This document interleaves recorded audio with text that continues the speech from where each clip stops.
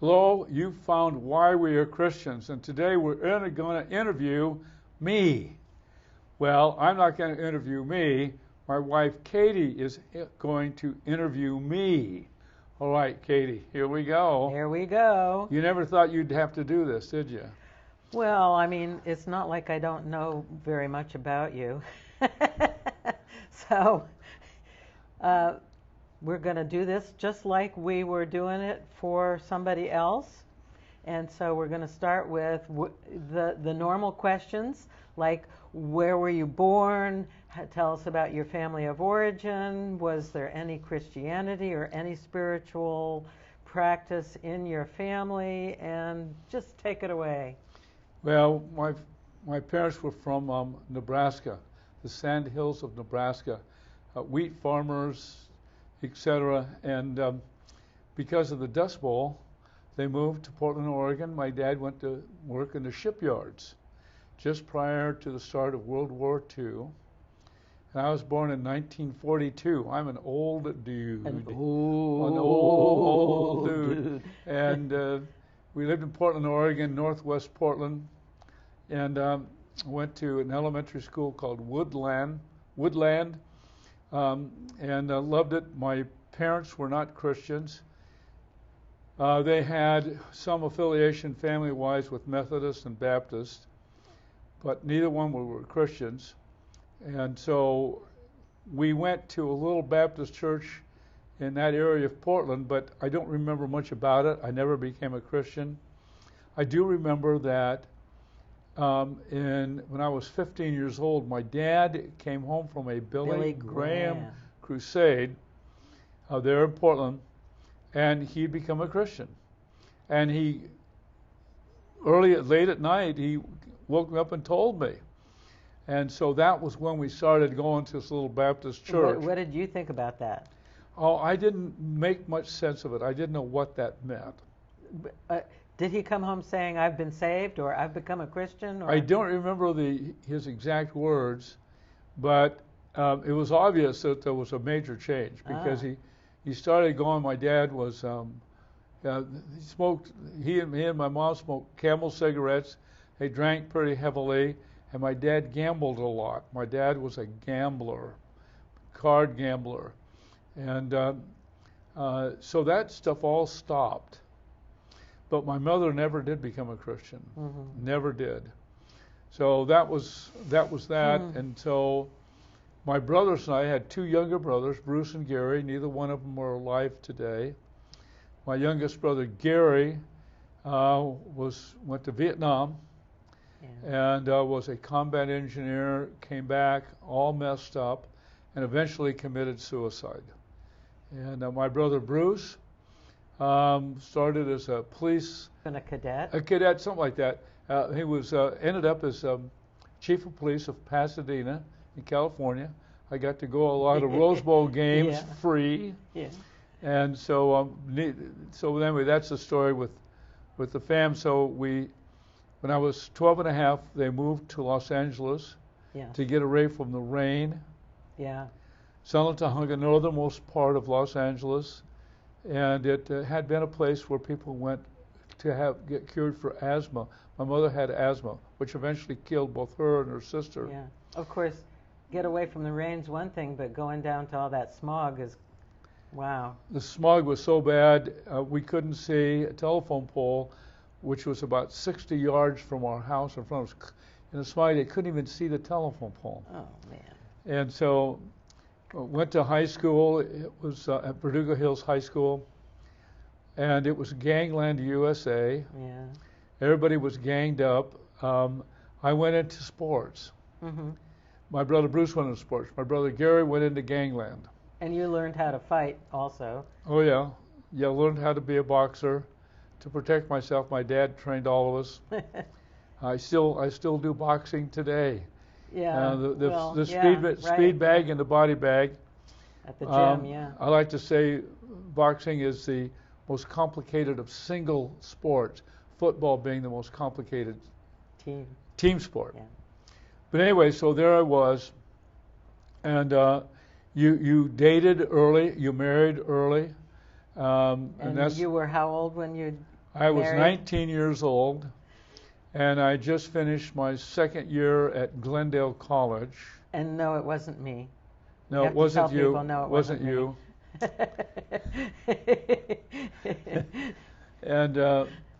And so I had no way of making a living. Oh, by the way, my dad was a Fuller Brush man. Yeah.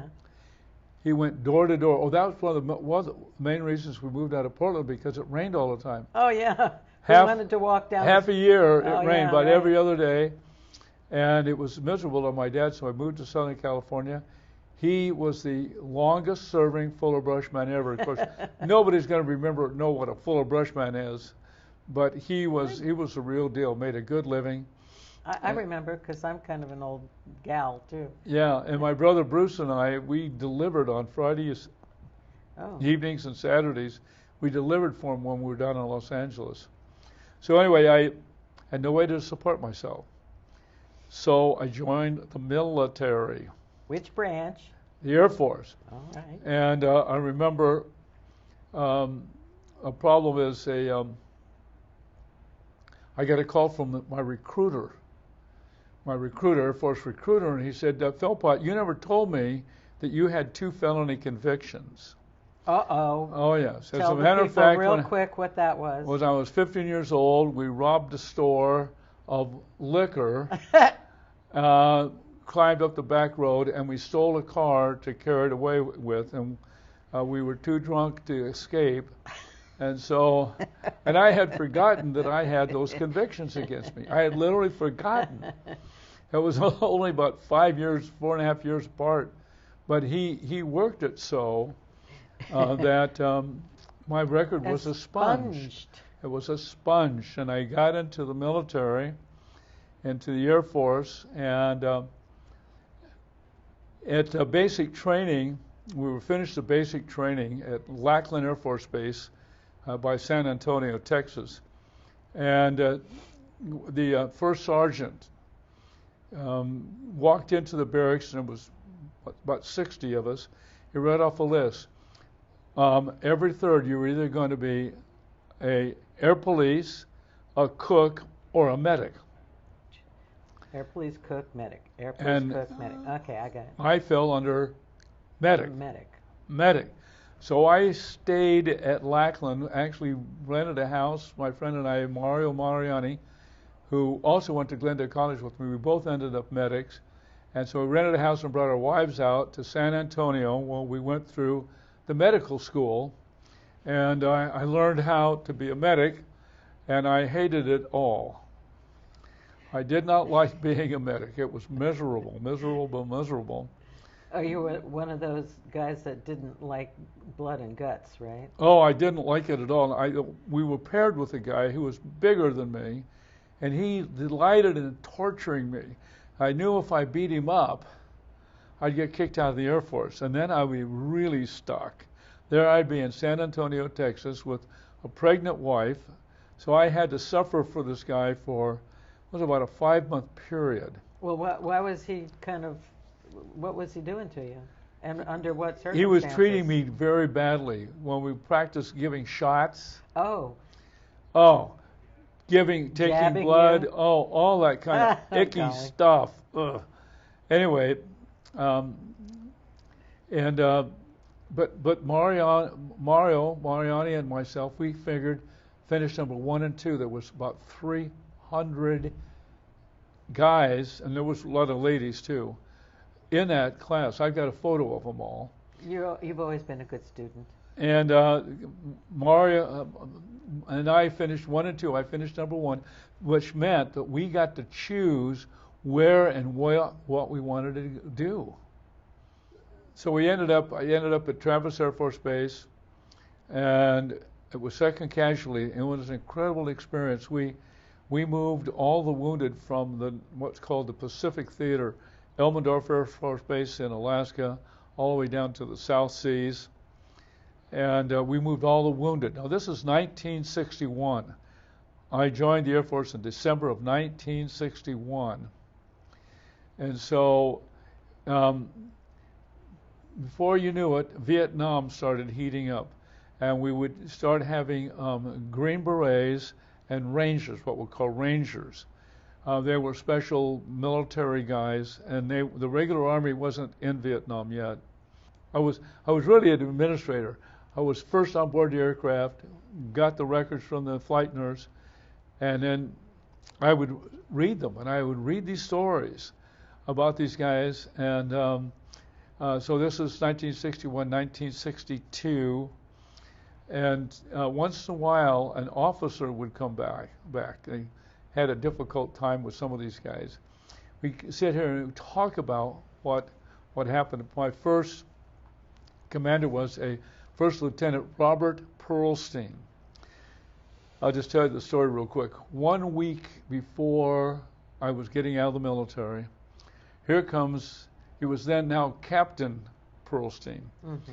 And he came down to the office down there at the end, late at night, and he had a bottle of whiskey and cigars. And so we sat there in the office of 2nd Casualty, which was attached to the big hospital at Travis.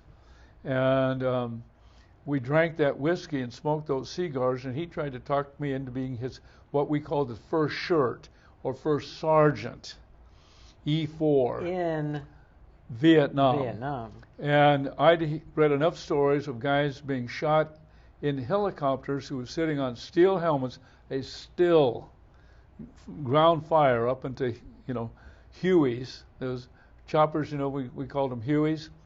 And I said, no, I am not going to re-up. You're probably alive and sitting here today because you said no. I actually had 2 more years of enlistment. It was a 6-year enlistment. Yeah. I'd finished 4. And he could have put pressure on me to bring me out the other, finish in active duty the next 2 years. But he didn't, which I was forever thankful. But while I was at Travis Air Force Base that I got to know some Christians. But we'd go to midnight chow. And before you were a Christian, how were you then? Before we were Christian, I was always meeting with the regular guys, and Vern and Don Etheridge. We would sit at another table. We would talk about them being Christians. Well, we were stealing stuff out of the back of the chow hall, big hospital chow hall, driving our cars up, loading up. I mean, it was awful. Wait a minute. That was what you used to do when you were 15. Yes. I was still stealing stuff. And so anyway, that took place. And then my wife wanted to go to church. Now I've been in the military about 2 years now. Wanted to go to church. So a bunch of the guys, they went to First Baptist Church of Fairfield. First I tried 2 other churches. Mm-hmm. We lived right next in Sassoon City, right next door to his church, and I went over there first day, and it was women only. It was men's out, day off, didn't work. Then I went next day to a Lutheran church, which was a church where the guy we were renting from went. And then this took place over time. And then I went out to First Baptist Church, Fairfield. Pastor Robert D. Lewis was the pastor. He was from Arkansas. He was a fundamentalist Baptist preacher. He was good. Everybody liked him. And there was 200-300 of us there. And Vern and Don went to that church too. But because I could only go like one Sunday a month, it took me time. But at one point, my wife went forward to join the church and wanted me and kind of jerked me down the aisle, and there I was, and I was with a staff sergeant, Al Becker, never forget his name, Al Becker. He knelt with me in the front pew, and I said the sinner's prayer. And supposedly I was a Christian. Yeah, became a Christian. We've had a lot to say about that process over the years. That's true. But one of the interesting things was the church had grown so large, so quick. They were building a new church building, and they had put off baptisms. And it was about 5 months later, and when the new building was, they saved them up. There's going to be a big splash, make a big splash, right? Yeah. In the new building. And so on the very day of that baptism, for all those months, while we were waiting for the new church building to be constructed, I went through a very difficult time. So difficult in terms of feeling God's hand tapping you on the shoulder, so to speak? Well, I knew I was a phony. I knew these people were Christians, but I was not. But I was faking like I was to avoid difficulty. But anyway, it became known that I went to church, and I had to go sit with Vern and Dawn. They would no longer let me sit with them at the at midnight chow at the hospital. Okay, so but even if you weren't yet really a Christian, you still were banished over there to those guys. I was banished over there to those guys. And it was kind of good because it made me realize that I wasn't really a Christian, even though I was a member of a Baptist church, even though I had said the sinner's prayer, anyway, so that took place. But on the day of my baptism, I was actually converted in a way I don't understand. Before your baptism or after? Before the baptism, right before the baptism. I don't know how it happened, but boom, and then I got baptized, and I was actually a Christian. And so let's make a point here that it was not your baptism that produced you into a Christian. It was something different. Right. And can you explain even a little bit more what that experience was for you? You know, I don't know. It was just all of a sudden a split-second change. Boom. Bam. Okay. All of a sudden I realized I am an actual Christian. I do want to get baptized. I was scared to death to be baptized. And I didn't want to do it. I knew I was phony, Philpot. And, but just before, and it was great. It was a great baptism. And I was always very good with friends with Bob Lewis and his son and his brothers. And it was a great relationship. There I am, a Christian, and I'm in the Air Force. And I slowly started to grow. I went to church as often as I could. And Bob Lewis liked me. And after about a year, he sent me to other churches. The Southern Baptists, they would have revivals, a fall and spring revival. And he'd get invitations. And what is a revival? It's, Christians, you go a period of time and you slump. Revival is to revive everybody and get people going again. And I actually this is like a deliberate thing that the church does. It's not. Do we claim that God is orchestrating this? No. It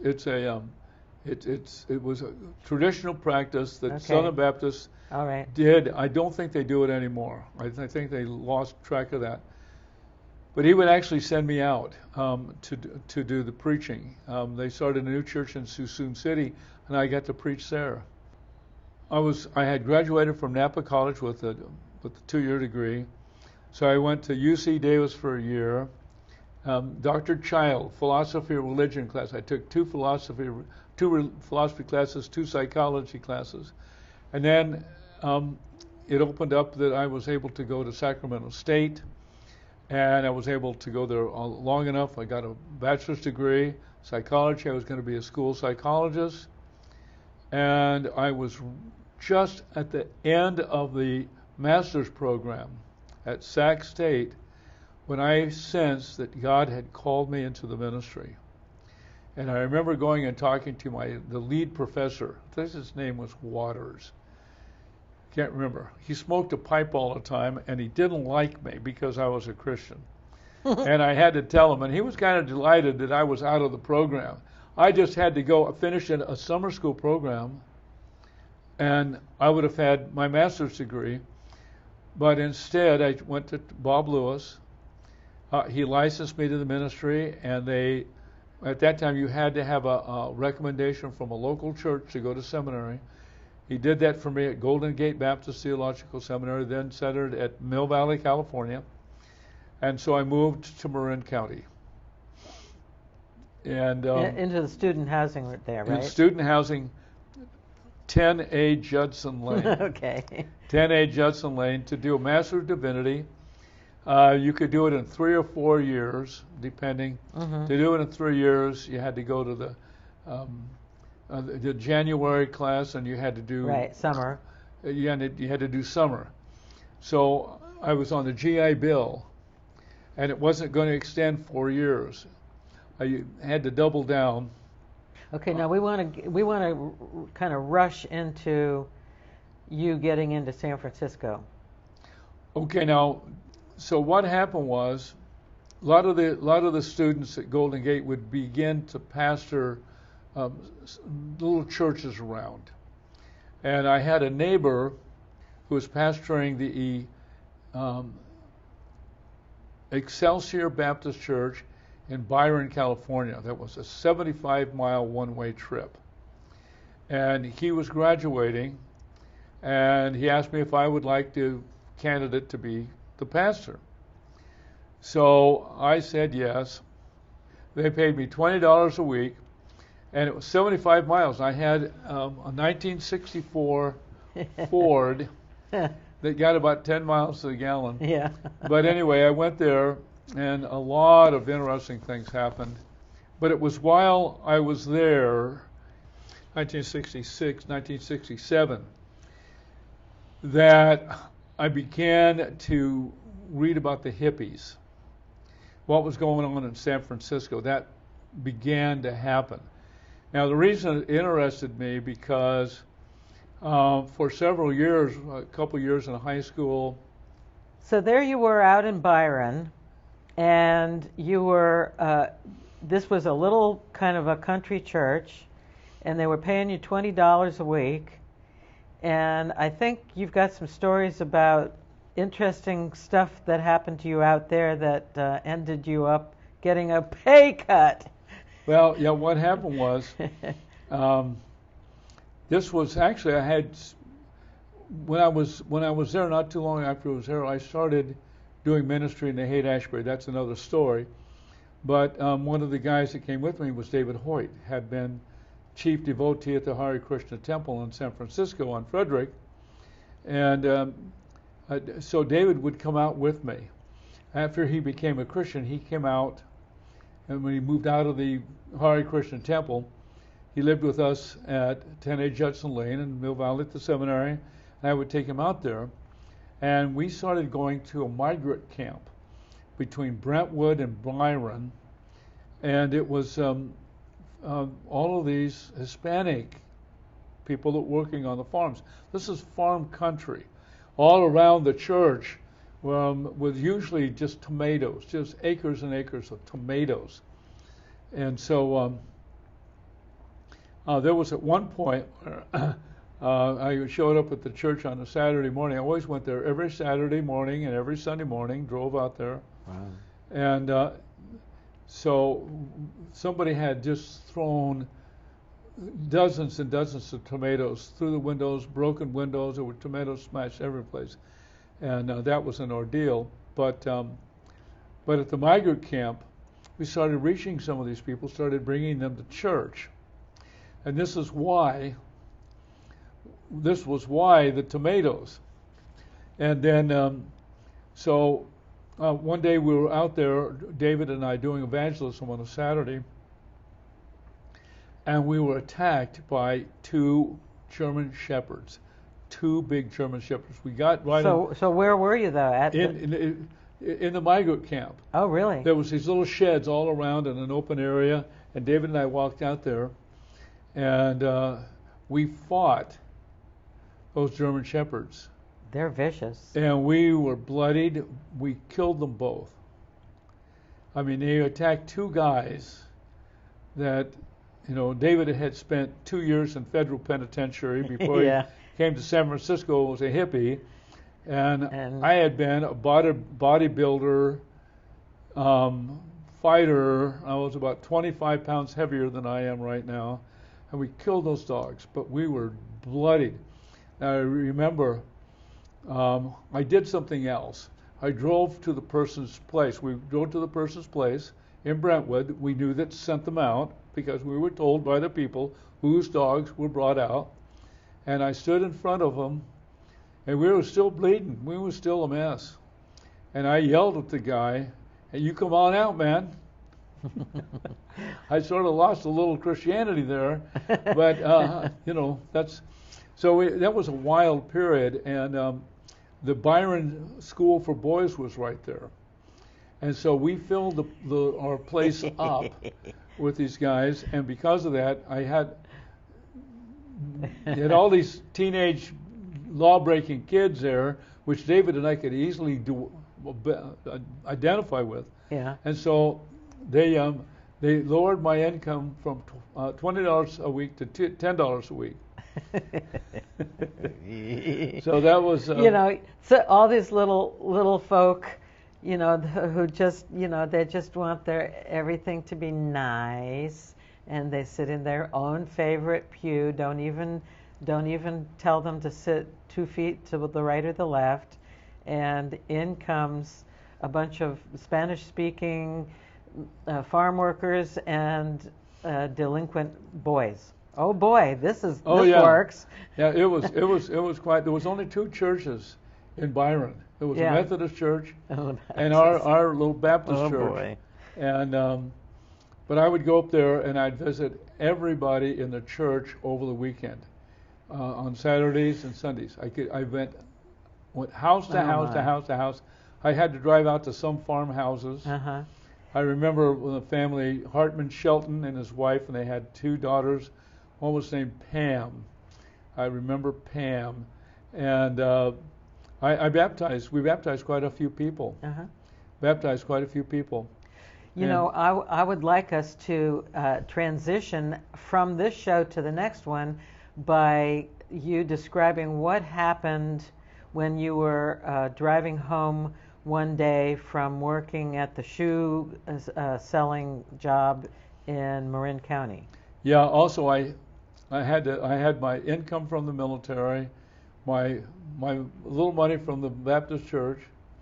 My wife worked. Yeah. She worked at the thrifty store in Corte Madera, which became CVS, I think, or something. But I was selling shoes at the J.C. Penney along Highway 101 in Corte Madera. I learned how to sell shoes. And driving home one day, an event occurred that changed my life forever. All right, that's the end of the program. And we're going to be going forward. We're going to be going forward here next program of what happened next, which is a little shocking. Hang on. So long.